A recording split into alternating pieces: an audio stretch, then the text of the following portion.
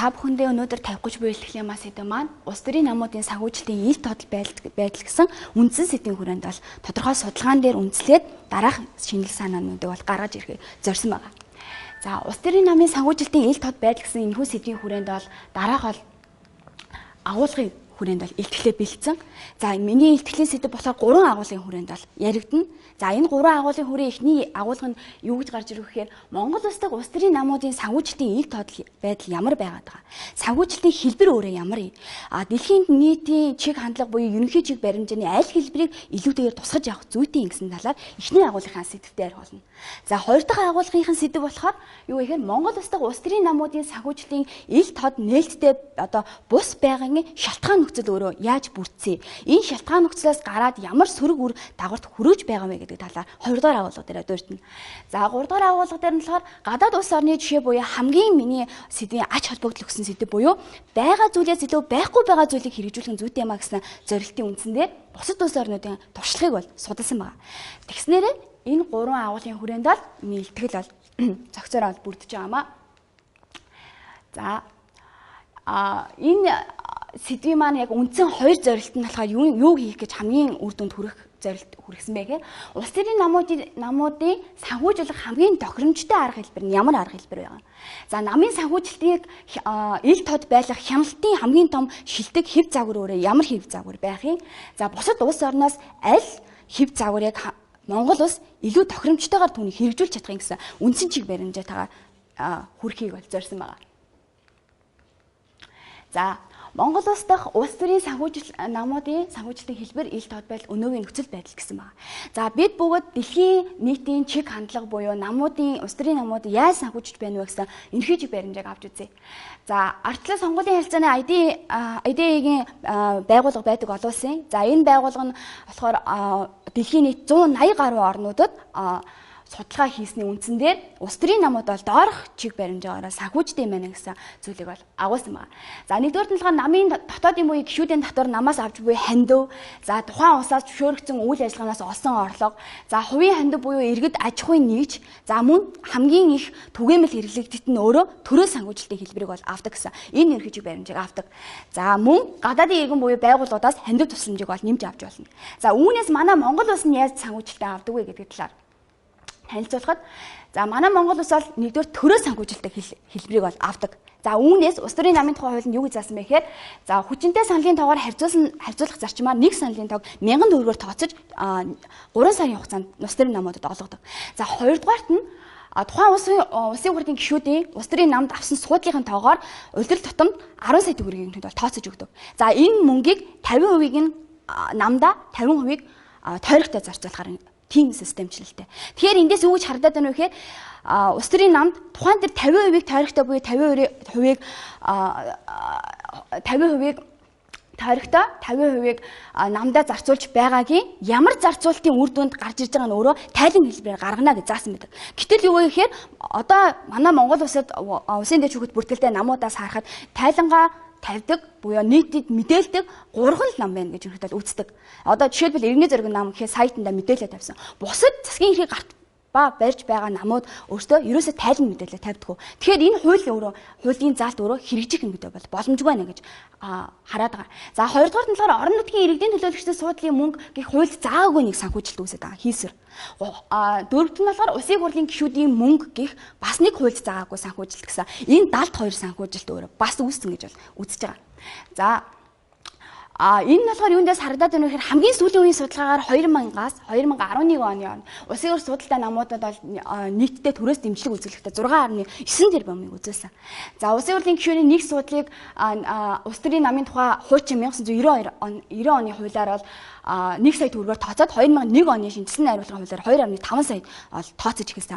За энэ тооцож эхэлж байгааг өөрөө юу гэхээр үндэсний аудитын газар болохоор за энэ бол хууль бус үйлдэл буюу хууль нь нийцгүй үйлдэл гаргасан байна гэсэн үндсэн шаардлагыг тавьсан. Гэтэл энэ өөрөө тэр үедээ зөвхөн яригдах төдий болоод хэрэгжээгүй.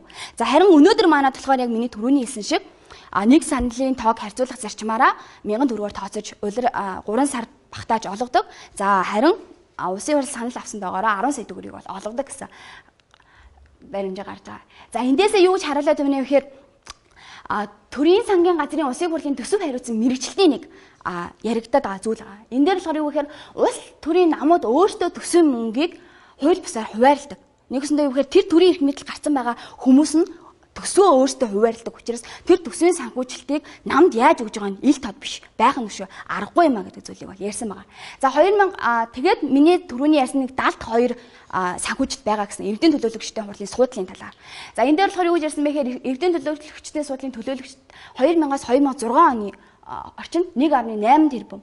За 2009 он 0.5 тэрбум, 2014 он 45 төлөөлөгч тус бүрдээ 450 сая төгрөгийг санхүүжилт ингээд авсан байгаа. Гэтэл эргээд нөгөө энэ санхүүжилтийнхаа тооцоог нийтэд мэдээлээгүй гэсэн энэ тооцоо гарч ирсэн. Тэгэхээр энийг бол далд хязгаарлалт гэж ерөнхийд бол нэрлэхээс аргагүй бүрээд байгаа. За тэгэхээр санхүүжилтийн ил тод байдал манай Монгол улсад бол харагдахгүй байна гэдэг нь төрөөчийн судалгааны жишээнүүд дээр харагдаж байгаа.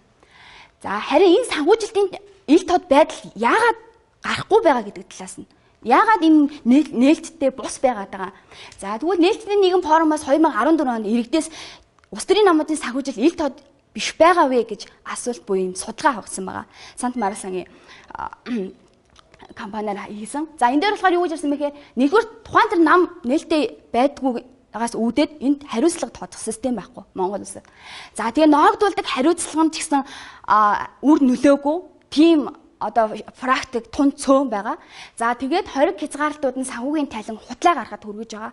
Миний түрүүний хэлснээр төсвийн хуваарлыг өөртөө хуваалдаг учраас тэр санхүүжилт нь тайлан үнэн ч юм уу худлаа ч юм уу тэр бодит байдал нийцэхгүй. За дөрөвдүгээрт нь намын санхүүжилт нь ил тод байх хүсэл намууд өөртөө хүсэл зориггүй байна гэсэн нэг зүйлийг гаргаж ирж байгаа. За яг энэ дээр яг үүдэлтэй юу гэж ордог вэ? Жишээлбэл хүн дээр жишээ аваад үзье л да. Хүн өөрийнхөө сул талыг бусдад хэлхийг хүсдэг тийм үү? Яг тэрнтэй адилхан нам өөрөө бусдад яаж зарцуулж байгаагаа тэр сул тал ямар мөнгийг хэрхэн зарцуулж байгаагаа танилцуулахыг хүсдэггүй гэсэн энэ хүсэл зургийг гаргаж ирж байгаа. За дараачихын нэг зүйл нь болохоор миний хэлтлээ дурдгдсан шилэн даасны тухай хууль өөрөө намын санхүүжилтэн дээр хөндөөгдөөг. За энэ шилэн даасны хууль нь болохоор төрийн албаны тухай хууль буюу төсвийн санхүүжилт хэр ил тод байгаа вэ гэдэг шилэн мэт болох буюу тэр чигтээ харах зорилготойгоор энэ хууль байгуулагдсан. Гэтэл энэ хууль өөрөө төрийн албан дээр үүсэж байгаа хэрнээ тэр улс төрийн намын санхүүжилтэн дээр энэ хуулийг ерөөс авч хэлцээгүй. Тэгсээр нэ улс төрийн намын тухай хуулийнхын хариуцлаган дээр нь төрийн албаны тухай хуулиар хариуцлага хүлээлгэнэ гэж заасан байдаг. Гэтэл энэ хуулийн зорилго нь болохоор тухайн бодиттой иж бүрэн байх, мэдээлэл ойлгомжтой ач холбогдолтой, тогтоосон хугацаанд тогтмол шуурга мэдээлдэг байх, хуулийн дагуу нууц хамаарлын мэдээллийг бусдад илрүүлэх гэсэн энэ зорилготойгоо энэ хууль хэрэгждэг. Тэгэхээр энэ шилэн даасны хуулигчсан улс төрийн намын санхүүжилтийн ил тод байх үүднээс энэ хуультай нэгт холбоо бүхий асуудлыг бол хөндөгдөөг учраас энэ бол ил тод биш байгаамаа. За дараа нь их зүүн зохицуулалт бол туйлын хангалтгүй байгаа гэж бол үзсэн. Улс төрийн намын тухай бол Монгол улсад 2005 онд шинжилсэн найруулгын хуулиар батлагдсан. За гэтэл энэ хуулийг хараад үзэхэд юу вэ гэхээр намын тэр санхүүжилтийн ил тод байдлыг хяндаг системийг нам өөрөө тавьдаг. Энэ болохоор юу ч харагдаж байна гэхээр нам юунд зарцуулаад байна? Хууль бус хөрөнгөөс санхүүжиж гин үү? Эсвэл хуульд нийцсэн санхүүжилтийг авч гин үү? Энэ төсвийг хэрхэн авч байна гэдгийг хяналтыг нам өөрөө тавьдаг. Тэгэхээр юу гэхээр миний түрүүний ярьдаг шиг нам өөрөө тэр тайлангаа гаргахыг хүсдэггүй. Намын хяналтын системэнд байдаггүй. Тэгээд тэр хяналтын системийг тавьж байгаа намын дэргэдэгтэр байгууллагуудад хариуцлага гэсэн ноогдуулдаг зүйл хуульд бол байхгүй учраас энэ систем бол хамгийн буруу. Тэгэхээр санхүүжилтийн нийтэд мэдээлэл тайлангаа тавих асуудал өөрөө хэрэгждэггүй гэсэн үндсэн санаа гарч ирж байгаа. За дараагийн яг төвлөрч судалсан асуудал маань болохоор гадаад улсын улс орнууд улс төрийн намын санхүүжилтээ яаж хяндыг ямар тогтолцоотойгоор хяндаг вэ гэдэг асуудлыг гаргаж ирж байгаа. За холбооны бүгд найрамдах Герман улс бол улс төрийн намуудын санхүүжилтэн дээрээ бол ил тод байх гэсэн зүйлийг бол хамгийн их анхаардаг. За холбооны бүгд найрамдах Герман улс нь улс төрийн намуудын иргэдэд улс төрийн боловсрол олгох зорилгоор улс төрийн нам бол байдгаа гэж үндсэн санаанд хэрэгждэг. Тийм учраас энэ иргэдэд улс төр олгох энэ хөтөлбөрийн дагуу улс төрийн сангууд гэсэн намуудын нэрэгдэх сангууд байдаг. Энэ сангуудад төрөөс өнөхөдөө бол дэмжлэг олгоснороо иргэд өөрөө улс төрийн мэдлэгтэй болох, иргэд улс төрийн намд хяналтын тогтолцоог бий болгох гэсэн үндсэн санааг хэрэгжүүлдэг. За дараачих нь болохоор юу вэ гэхээр тухайн гишүүдийн татвар хандивын мөнгөний нийлбэр дүнгээс хамаарч төрөөс бол дэмжлэг олгодог. За энэ болохоор юу вэ гэхээр буюу улс төрийн нам хэр их гишүүдээс хандив татвар авч байна. Тэр нийлбэр дүнгээс шалтгаалж төрөө санхүүжилтийг авч болох боломжтой гэсэн энэ хяналтын системийг авдаг. За дараа нь ихвэр Герман өөрөө үндсэн хуулиндаа улс төрийн намыг төрөө санхүүжүүлнэ гэж заасан байдаг.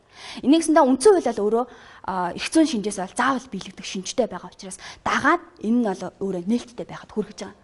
За улс төрийн намууд ард түмний улс төрийн хүсэл зорилгод төлөвшөхөд оролцох ёстой. Улс төрийн нам сайн дурын үндсэн дээр байгуулагдана. Улс төрийн намуудын дотоод зохион байгуулалт ардчилсан зарчмаар бүрдэх ёстой. За улс төрийн намууд хөрөнгө санхүү түүний за их усүрээ нийтэд тайлгнах ёстой гэсэн энэ зарчмыг бол үндсэн хуулинд тусгаж өгсөн. За ингэснээр энэ үндсэн хуулиа дагаад Германы улс төрийн намын 18 дугаар зүйлд зааснараа нийтэд тайлгнах ёстой гэсэн зүйлийг бол авдаг. Ингэснээр Бундестагийн ерөнхийлөгч буюу намын санхүүжилтийг ерөнхийдөө бол хяналт тавих буюу одоо тэр ерөнхийлөгч хяналт тавих эрх үүрэг нь үүсэж байгаа. За улс төрийн намуудын санхүүжилтийн талаар хууль ёсны холбооны аудитын газар өөрөө Германд бол хяналт тавьдаг. За хяналт тавьхдаа юу гэхээр намууд төрөө санхүүжилтдаа хэрхэн авч байна. За намын тайлан хэрхэн үнэн зөв бодит гарч байна гэдэг нь хуульд заасан буюу аль биесны эрхтэй аудитын байгууллагаар гаргаж тайлангаа Бундестагийн ерөнхийлөгчд тодорхой хугацааны дагуу хүргүүлдэг. За манай Монголд болохоор аудитын газар хяналт тавьдаг системийг хэрэгжүүлэх гэж үтсэн боловч үндэсний аудитын газар улс төрийн намууд хууль тогтоох эрх мэдлийн эзэгнээс суусан учраас бидэнд тийм эрх олгохдохгүй байна гэсэн хуулийн зорилгыг бол ярьж өгсөн байна. За дараа нь болохоор бүгд найрамдах Солонгос улс төрийн намын санхүүжилт. Бүгд найрамдах Солонгос улс нь авилгаас ангид байх улс төрийн намын санхүүжилт нийлт тод байх гэдгээрээ бол Азтай бол айгүй алдартай улс. За энэ улс яаж санхүүжилтаа хяналт тавьдаг вэ гэхээр нийтийн сонсголоор дамжуулж хяналт тавьдаг. Улсын хурлын бүрийн эрхийн хугацаа дуусны дараа намууд тайлангаа тавьдаг. За тэгэхээр тайлангаа тавьсны дараа үнэн зөв бодит байна уу гэсэн асуудал дээр тус намууд сөрөг хүчин засгийн газраар бие биендээ хяналт тавьдаг. За хэрэв үнэхээр төсвийн зарцуулалтыг буруу хууль бусаар ашигласан гэдэг нь нотлох баримтаар илэрсэн тохиолдолд бүгдээр нь Солонгос ард улс үндсэн хуулийн шүүх өөрөө намыг бол хариуцлагад бол татдаг байгаа. За үндсэн хуулийн шүүх нь болохоор намыг яаж хариуцлага татдаг вэ гэхээр тухайн нам нь тодорхой нотлох баримтын үндсэн дээр хяналтын систем нь алдагдсан гэж үзэх юм бол тухайн намд хариуцлага тооцох систем буюу намыг татан болгохтой холбогдсон харилцаа. За тэгээд намыг дахин байгуулахгүй тухайн намыг бусад намуудад намын гишүүнчлэлд орохгүй гэсэн хүчтэй нөхөдөө бол хариуцлага арга хэмжээнүүдийг Солонгосоос бол авч үздэг. Тийм учраас намууд нь санхүүжилтийн ил тод байдал буюу хариуцлагатай байхаас биш арга байхгүй. Тийм учраас Солонгос улс нь болохоор аль болох юу вэ гэхээр хэвлэл мэдээллийн хэрэгсэл болгон төрийн бус байгууллага иргэний нийгмийн бүлгүүттэй бол хамтран ажилладаг байгаа. За бусад улс орнуудын бас нэг авсан туршлага нь болохоор сонгуулийн ерөнхий хороо нь өөрөө төрийн бус байгууллагуудтай хамтран бас хяналт тавьдаг. Ингэснээр сонгуулийн ерөнхий хорооны эрх мэдлийг бол тусад нь бол хуваарлаг гэсэн. За дараа нь болохоор усын дээд манай Монгол улс усын дээд шүүхэд намууд нь бүртгэлтэй байдаг. Энэ болохоор юу гэхээр эрх мэдлийн хуваарлтын дагуу шүүх эрх мэдэл ангид байна гэсэн агуулга бол үүсчихдээ. Тэгэхээр эргээд нөө шүүх эрх мэдлийн мэдэл нь эргээд хяналт тавих боломжтой юм а гэсэн байдлыг харуулж байгаа. За эцэст нь дүгнээд хэлэхэд улс төрийн намуудын эрх зүйн орчин бүрдүүлэх шаардлагатай байна. За хүнлэнгийн буюу ямар нэгэн хяналтын тогтолцоог хуульд оруулж өгөх ёстой.